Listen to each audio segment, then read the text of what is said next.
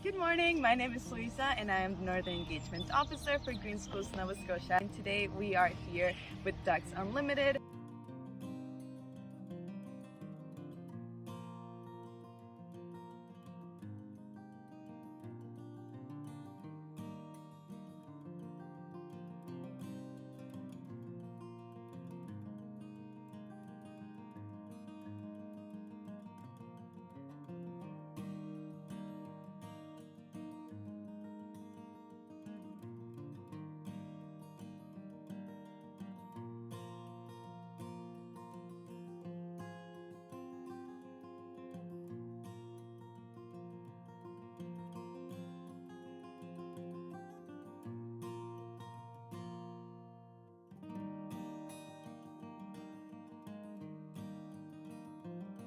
It's open to the public on a regular basis.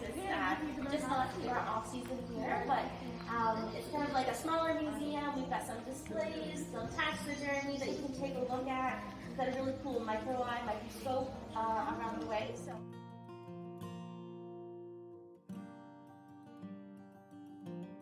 Hello, Katie. How are you? I'm great, thanks. So, just a couple questions for you today. What is your position here at Ducks Unlimited? Yeah, so my position is Education Specialist at Ducks Unlimited.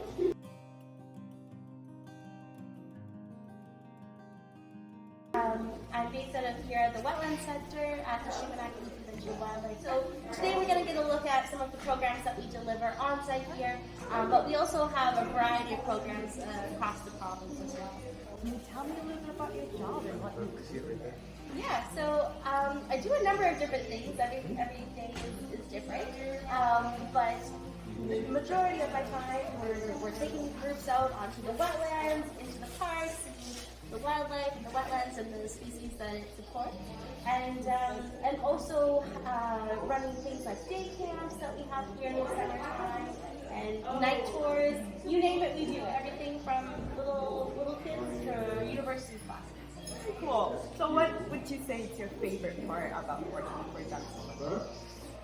I love working for Ducks Unlimited Canada because it really combines my two passions. So I have a background in biology and also a Bachelor of Education, which allows me to teach. So it kind of combines those two things, education and environmental sciences. So I love sharing that passion with kids and everyone and getting them excited about wetlands and biodiversity.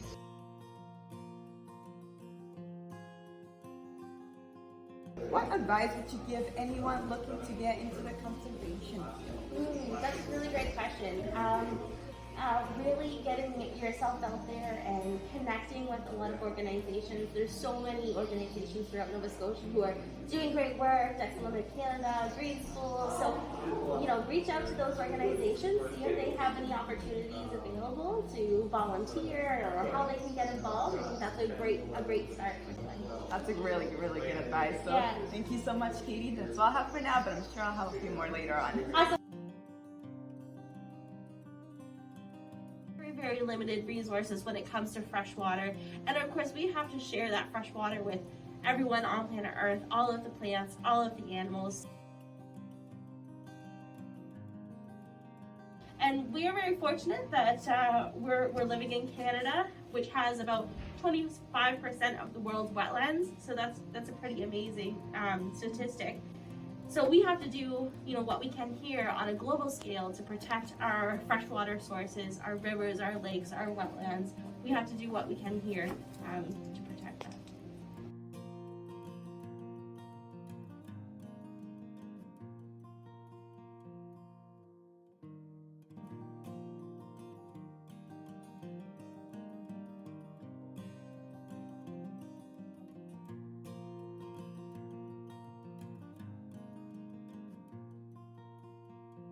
We are doing some critter dipping and looking at some water quality.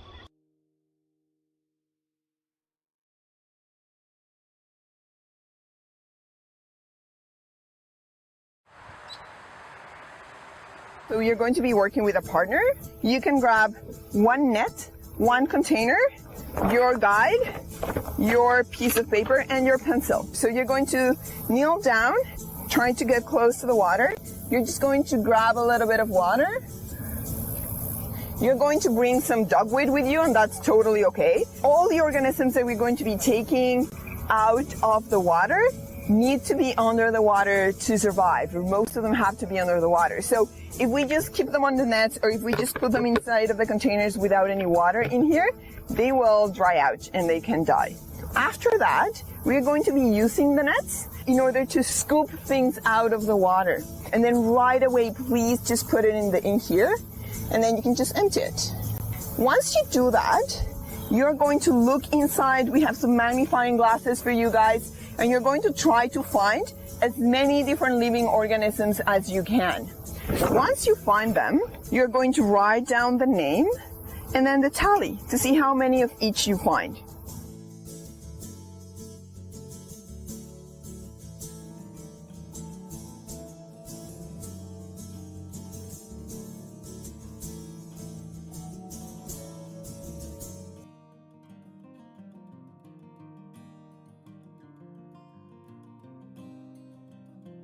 It's alive! Which one? Yeah, they actually come up to the surface for water. Oh, there's a bunch. Which one comes up to the surface for water? Well, a lot of different beetle species. This one, like, probably. so that one there. No, they just like float to the bottom and then they start moving up. Yeah, and actually the whirligig beetles in particular, when you touch one of those, you can see that it has like an air bubble on its behind. It's kind of like a scuba diving type. Oh, you're kidding. So they take that water with them under the water. So that's their air supply. Yeah.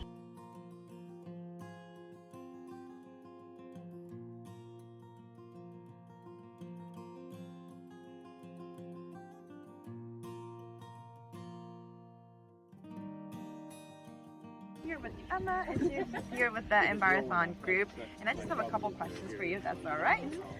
So what is your favorite thing about being part of this program? Probably we've got to go out a couple times and meet with different experts. Like go to Victoria Park and do some forestry stuff. That is pretty cool. Like, what is it that you're interested in? Well, I'm doing aquatics, so that's probably my favorite part. Like right now, what we're doing is Like the critter picking? Yeah, no, learning that's about the invasive species and stuff. very cool. And what has been so far your favorite part from today? From today, probably talking about the turtles and the invasive species, because I also have like a cottage at Swartz Lake, and their teams are all there, so I kind of knew a bit about that, and it was cool to learn more about it.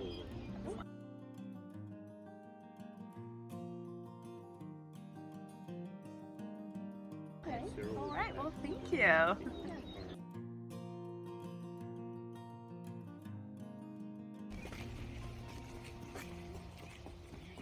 The goal ultimately is that there would not be a wildlife park with wildlife, because all wildlife would be able to be wild. But as long as there's just the reality of humans and nature, there's always going to be some sort of unique situation where nature requires a little bit of extra assistance. And so that's what we do here.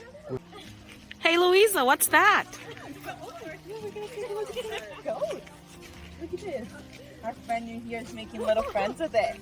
You guys have any Some snacks? sable horses anymore? We don't. So our last hello.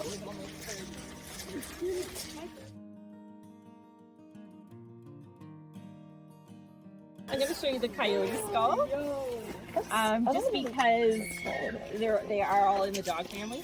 So when it comes to skulls, when it comes to your carnivores and your omnivores, you're going to be looking for your canine teeth, which are your front two teeth. We actually have those as well to help with our digestion. You're looking at the pointy teeth in the front, which are to help rip and tear, and your pointy teeth on the sides, and then pulling your food back. And then your herbivores are going to have not so much these pointy teeth as these grinding teeth that they can grind up all their twigs and their plants.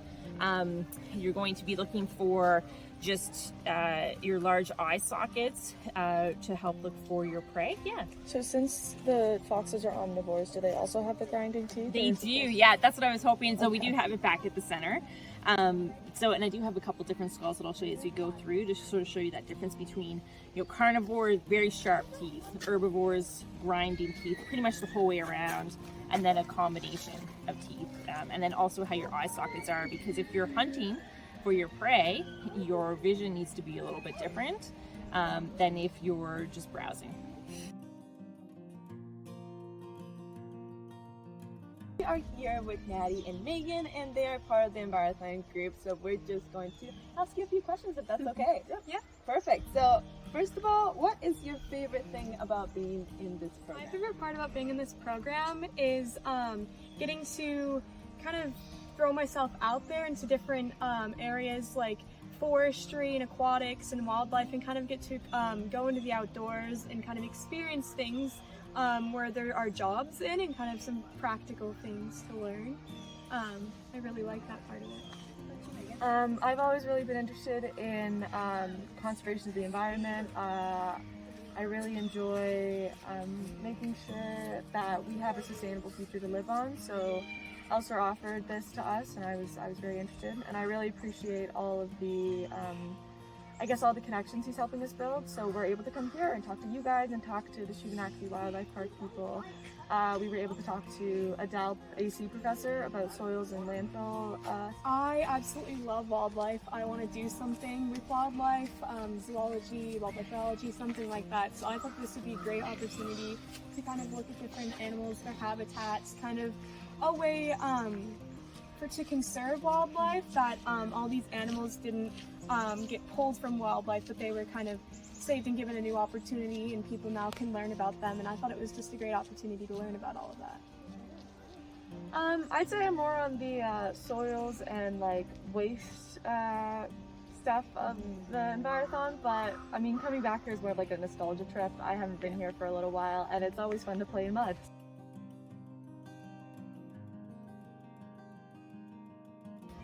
So what about any future plans? Do you guys think of doing any green careers in your future?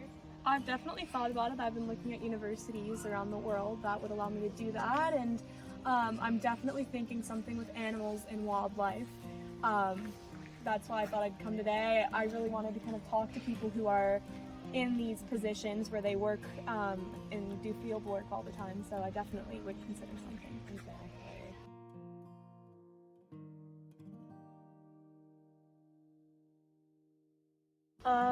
Yeah, I've definitely considered it. I do love animals and stuff like that, so I've always considered stuff in there. I'd really consider, environmental sciences, just to like teach and stuff like that would be really interested to be, but I mean, overall, I'm pretty all over the place with careers. Alright, so what has been maybe your favorite part about today? Maybe it's your favorite animal that you've seen or habitat?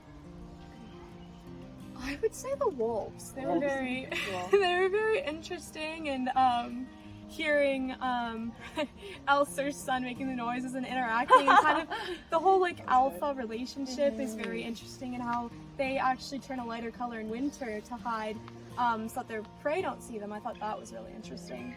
And I think one of the things that I've heard Katie mention, or she was just saying how maybe the alpha will keep his head up while the rest of the pack will kind of like remain a little bit lower, which I thought was really cool. Yeah. I did really like the critter dip. That was a lot of fun, just finding stuff and just Getting sipping your around in hands the dirty. mud. I like that quite a bit.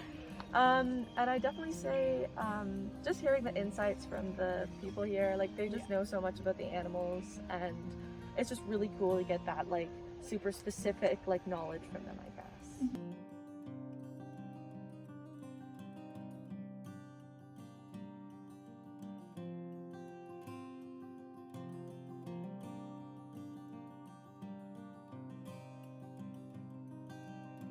Can you tell us a little bit more about what they will be doing in this competition? So in the competition, there are 5 components. We have the aquatics, the wildlife, waste to management, or waste to resources, I believe it's called, soils, and what is the 5th one? Forestry, sorry. And so I was able to get enough students for 2 teams, and so on each team, I have 2 teams of 5. Each student in that team has picked one of those components that they would like to pursue. But as a group, they all kind of learn all the topics. But then when the competition comes around, they will all have a voice in how to answer the questions and whatnot. And then the specialist will have the final word. Sounds amazing. So what have you thought so far about the experience? with Production Unlimited? They were, as soon as I sent out the email, they jumped right in and tried to offer in any way they could. This is my first time working with them. Yeah, it's been a very positive experience. I'm looking forward to being able to do it again. Yeah, maybe even bring a class out here. It is. It's definitely really nice. Definitely getting to work with little critters, right, and looking at the water quality and things like that. Yeah, right? and in some of even the IB curriculum that we have at the high school, there's a large lab component that requires quantitative data. And so to be able to get out there and with the pH meters and all the other numbers that we can collect, it might be a really good opportunity to bring some classes out here to get some data flow. That's true. It's just really going to cement more of that experience, actually getting it in the field rather than just at the lab. Absolutely. Perfect. Absolutely. All right. Thank you so much. Absolutely.